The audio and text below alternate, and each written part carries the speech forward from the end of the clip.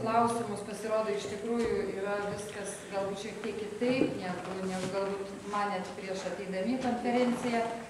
Esmė yra tame, kad kiekvieno mūsų yra valia asmeninė, ką mes pasirinksim, taip, už ką galbūt mes netinka žodis kovosim, o su kuo mes eisim ir į ką mes eisim.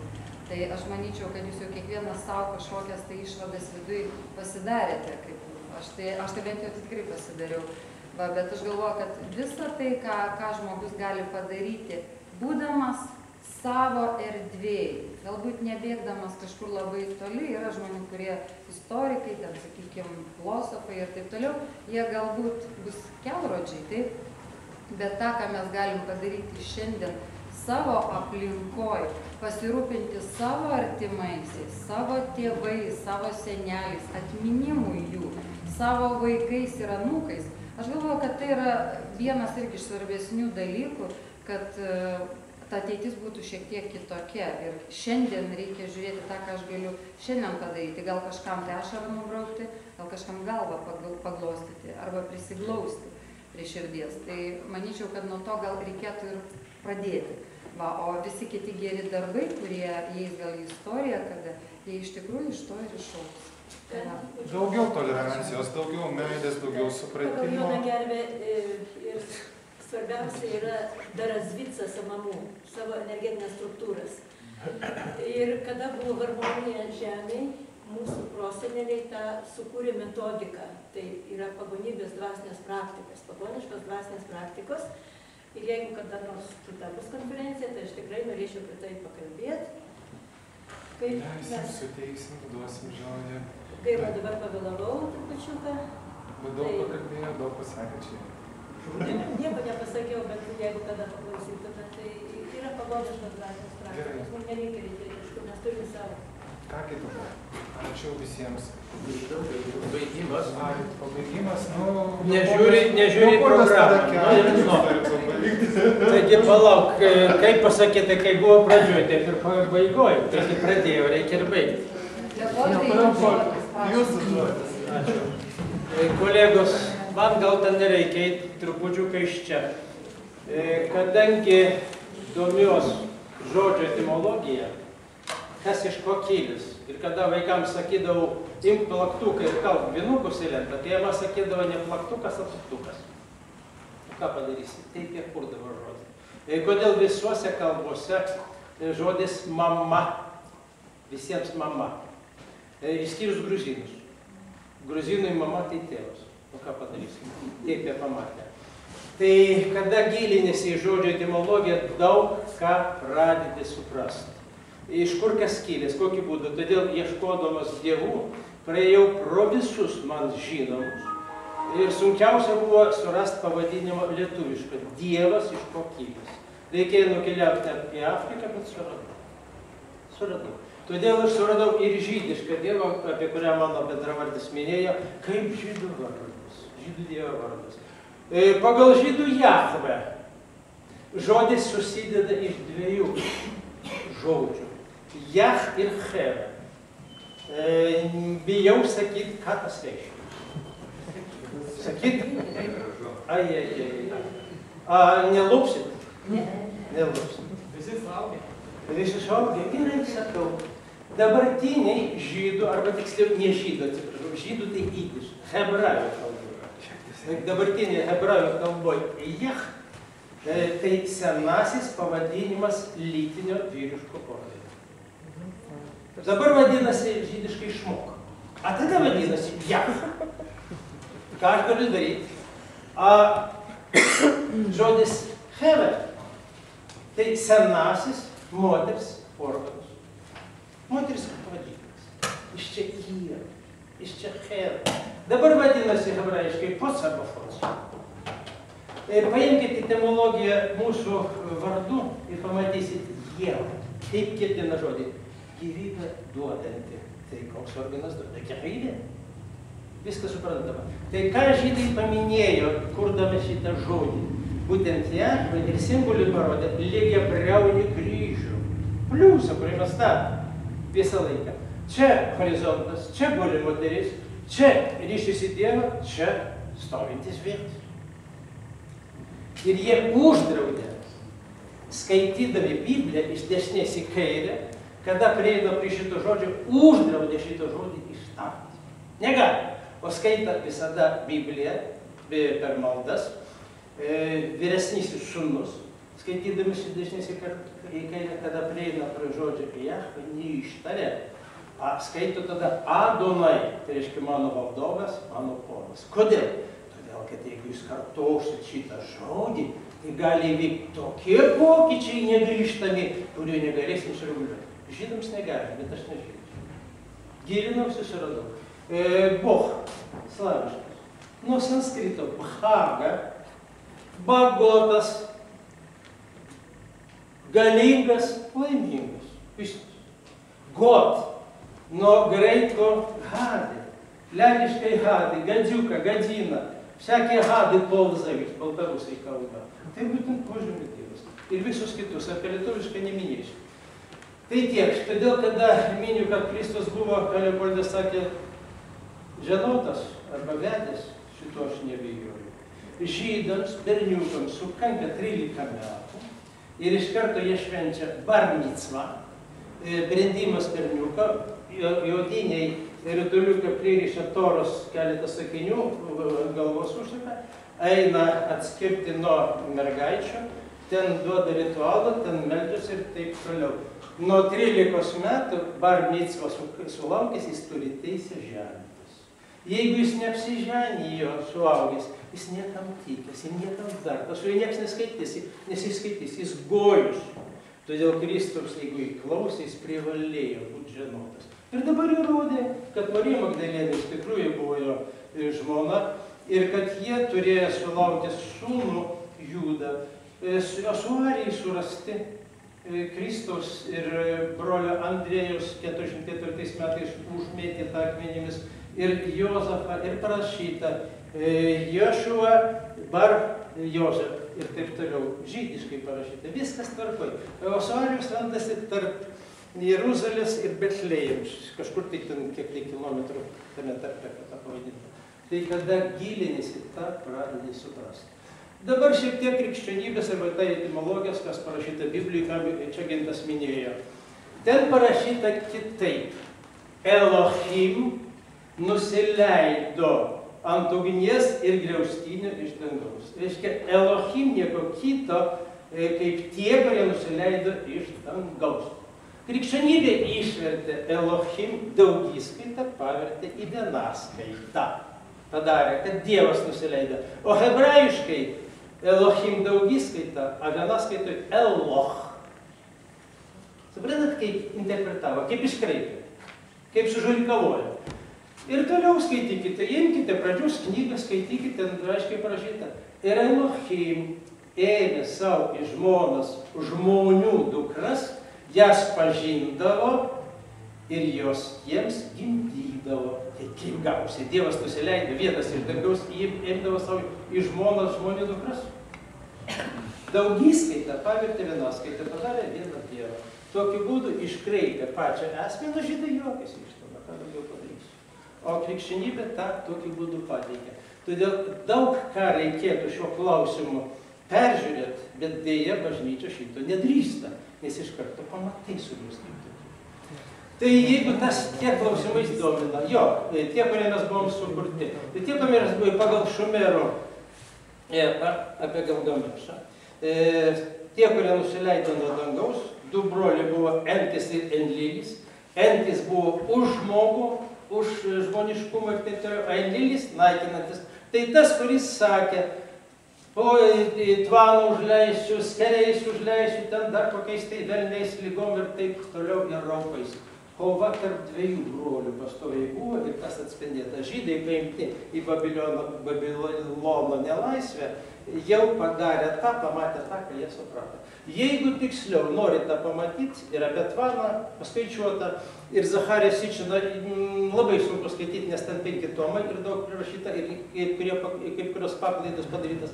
Aš rekomenduoju koncentruotą knygą, paimkite Elfordo Bohi Novo Tiščilėtė.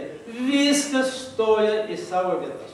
Aš tą plokštę, kurią minėjo Balbėkė, jis ten aprašo. Ir paskaičiavome, kiek ten istorija turi, kokį ilgį, kokį tiek, kiek sveria ir taip toliau.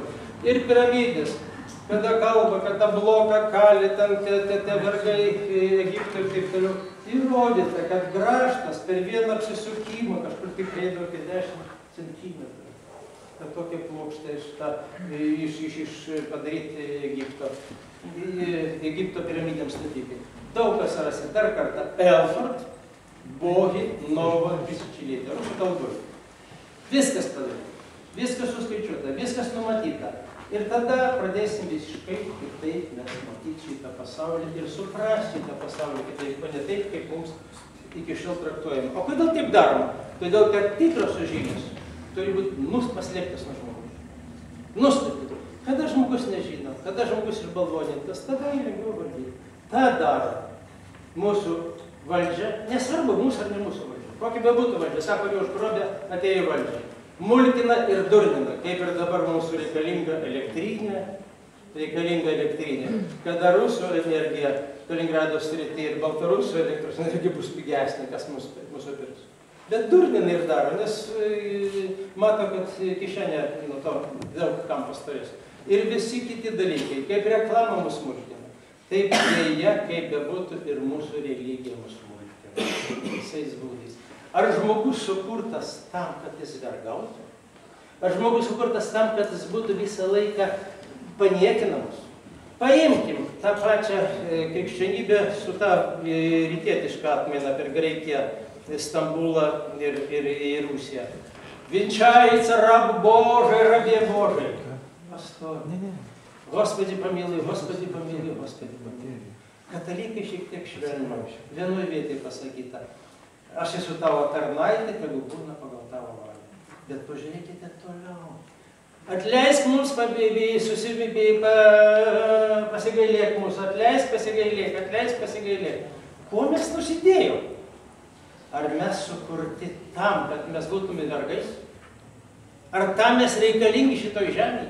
Ne, teorija Jono Gervės ir praktika rodo, kad mes, jų rusų kalbai, kad mes privalom būti tokie svobodные, красивые, счастливые, laisvi, gražus, laimingi, tokie yra. Ir o tie, kurie baigė šitos apmokymus, patikėkit man, jie jau kitokie. Kada žiūri į tą žmogų, jis jau nevaikšto taip susigūžęs, jis jau vaikšto įsitiesęs.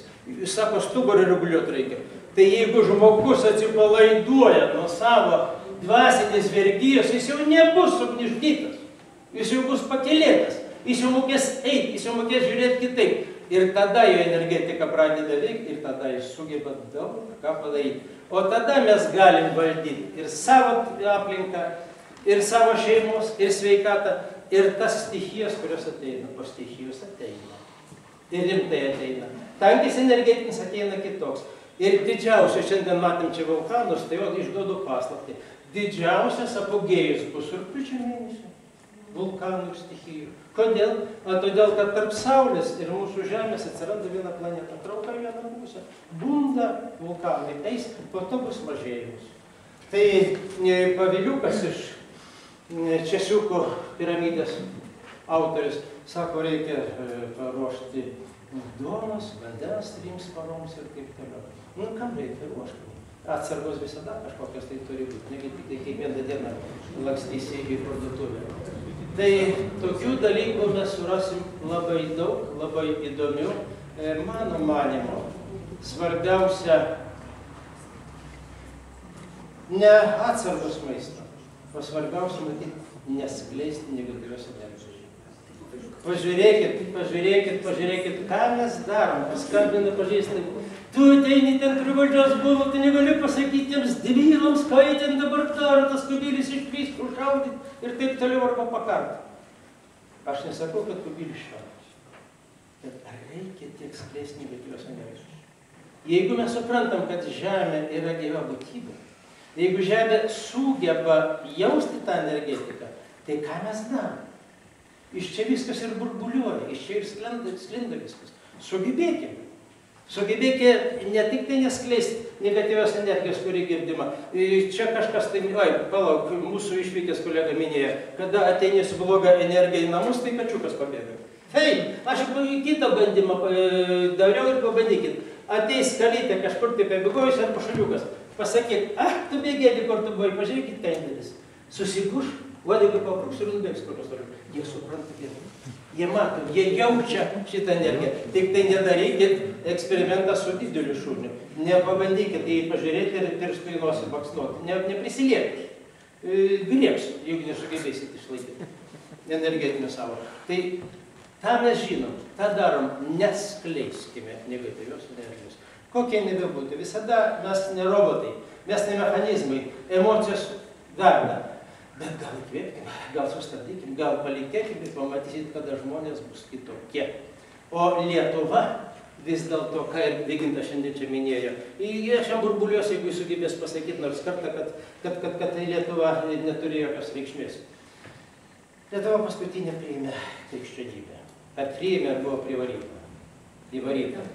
Jonas Gervė būtent sako, iškart paprieštarausiu, jisai davė iškart pavyzdį, Геркус Монта, sakė, Литва – это последняя страна, которая подчинилась krikščionybei. Ir jis sako, mes turim ypatingą vietą, paprasčiausiai jis buvo toj šaly, kuris nelabai norėjo, bet jis aiškiai pasakė, aš turiu teisę dirbti su Lietuva ir dirbu ir atstovauju vienintelę šalį, Rusija ir Lietuva, o visų kitų nėra. Tai tokia neprieštarauja palaikymo. Taip, žinoma. Kodėl? Ir dabar akademikas Grygas, su kurio bendrauju, Romualdas Grygas, sakė, kad kada Lietuvoje buvo iki krikščionybės tikėjimas, vadina pagoniškas ir taip toliau, tegu būna pagoniškas.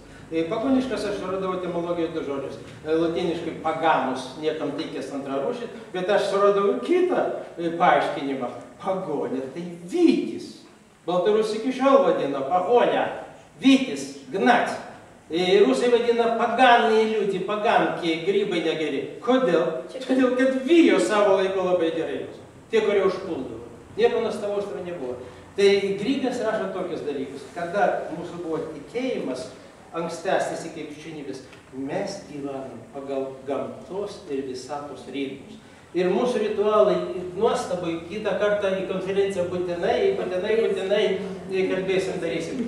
Ten buvo ritualas, žmogus nepradėdavo sėti be tam tikrą ritualą, nepradėdavo pjauti rugių be tam tikrą ritualą, neatsisėdęs negalėdavo valgyti be tam tikrą ritualą.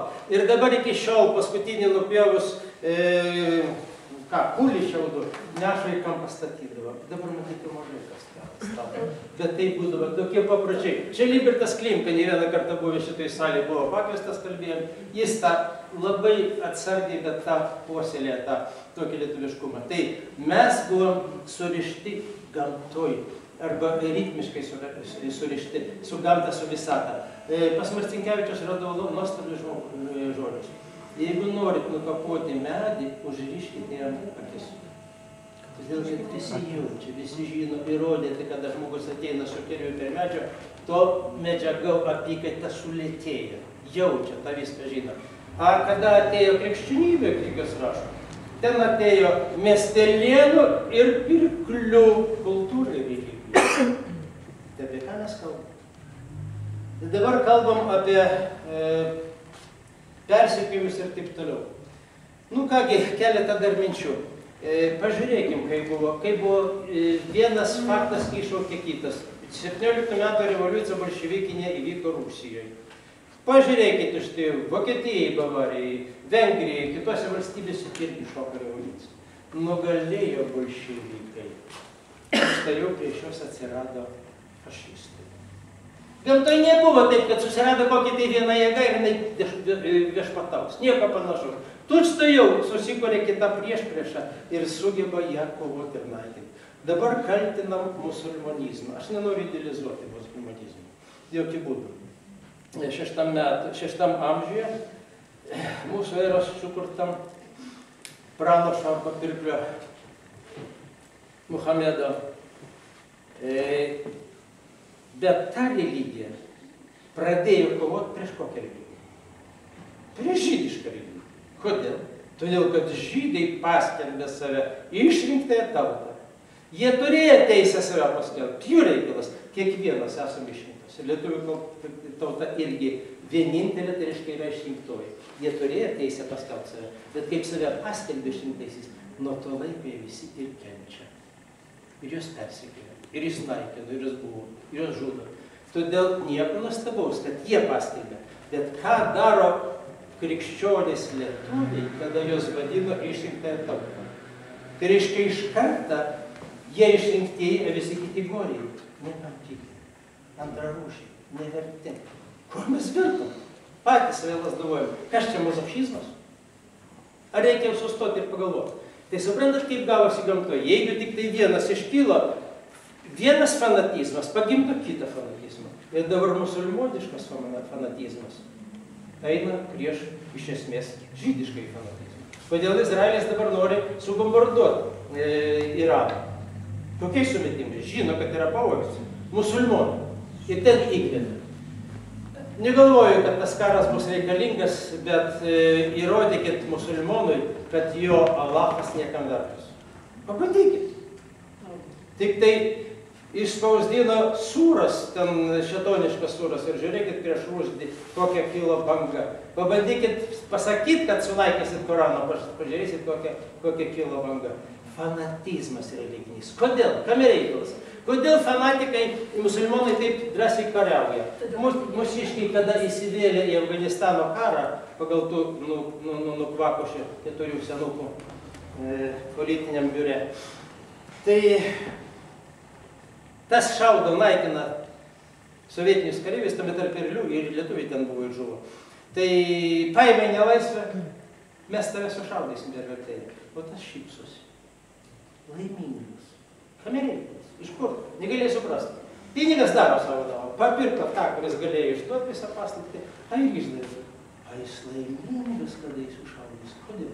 Todėl, kad jis iš karto po mirties eina pas Allahą, o ten apsuptas 4 gūrėmis. A gūrė tai moteris su prasišvinčiais drabužiais. Matosi, ko norėt musulmonai? Jis niekada gyvenime neuždirbs pinigų, kad nupirkti 4 žmonos, o čia iš karto. Mūsų lietuvis užpraeitais metais nuvažiavo į Saudo Arabiją ir išėjo su šlepetėm į gatvę. Didelis darbas, su šlepetėm. Dorovės policija sustabdė ir pasakė, sugrįžti, nes busit nubaustas. Negalima rodyti nuogų kūnų.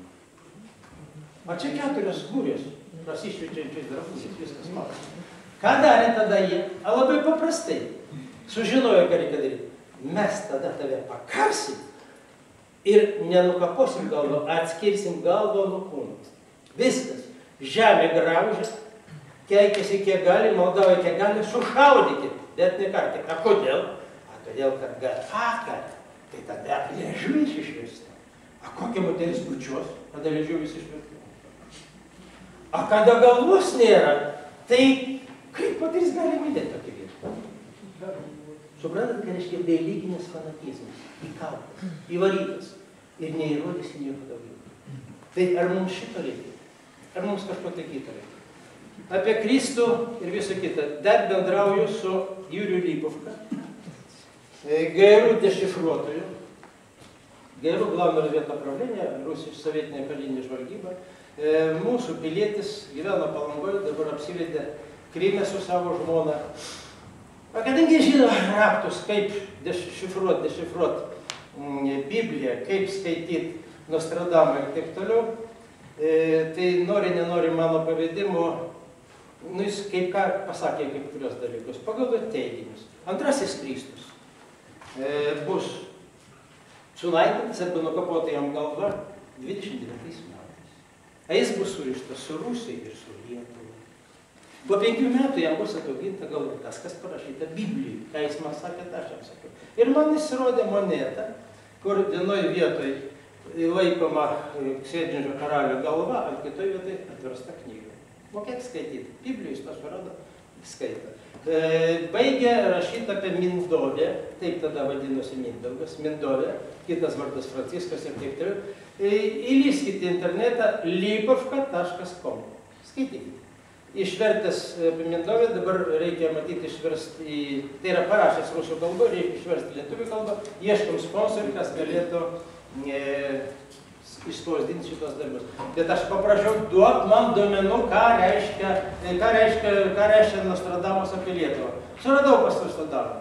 Nuo Nemuno krašto ateina į Europą žmogus, kuris bus sužeistas ant tilto į dešinę plaštaką, bet jo įtaka Europai bus labai didelė. Ką tas reiškia, aš nežinau. Prašiau jis, kad jis duotų. Nu, čia priverčiau, sakau, būtinai man parašyk, nors, nu, man atsiuntė visą lapą, tokiu sakiau, nu, nepaėmė namuose guli. Ar ten nepėsime, suprasiu. Įsakinius išverčia, prasmės nėra. Jis žino, 29 metais jis atspausdins tos visus dalykimus. Jo, tai šito dalyko, ką jis jau pasakė tokią turi. Pirmas Kristus, kuris buvo vadinosi Mešia. Mešia, kaip graikų kalboje pateptasis. Ritualas patepimo atskiria kalba, gal kad nors pašnekėsiu, jeigu susitiksime, bus toks poreikis. Bet vietoj rašo žydai ir kušech. Kušech, tai reiškia etiopas arba juodas. Tai pirmas Kristus buvo juoda plaukis arba juodas. A kitas bus šyvas. Šyvas tai reiškia žyvas. Skaitykite Krišną ir Šyvą Indijai. Ar atsitiktinai, ar užkoduota? Nežinau. Labai daug įdomybių, kada pradedi ieškoti, kada pradedi nagrinėti ir kada suranda. Tai mano patarimas mums, nebūkime vergais. Mokėkite tapti savarankiškais, drąsiais, šeimininkais, valdykim, veikim ir sugebėsim daug ką laimėti.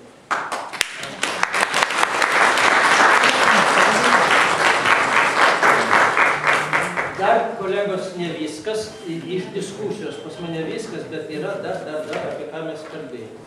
Gavom 3 prašymus įstoti į Ezoterikų konfederaciją. Pagal mūsų įstatus, mūsų tvarka priima